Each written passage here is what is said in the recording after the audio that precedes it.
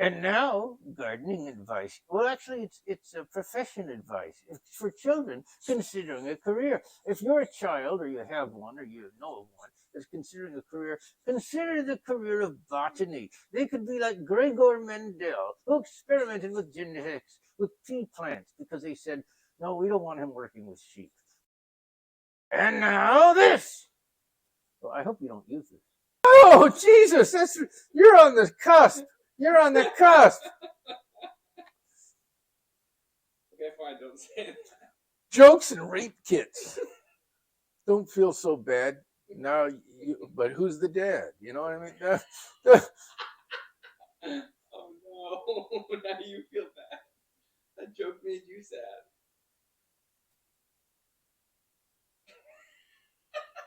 You know, of all the stupid investments in the world, there was a guy.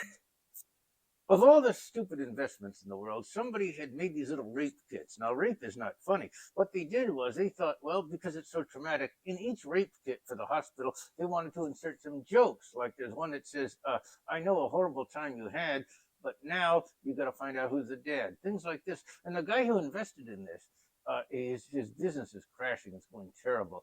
You know, it's really awful because that's not funny. Well, I hope you don't use this.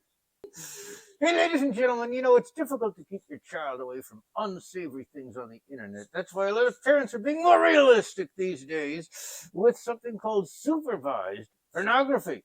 Now, they let their kid look at porno, but they monitor and they make sure that their child only looks at the right kind of porno. They try to figure, well, this porno is more immoral than that. I want you to look at this porno over here or something with a storyline, something like that.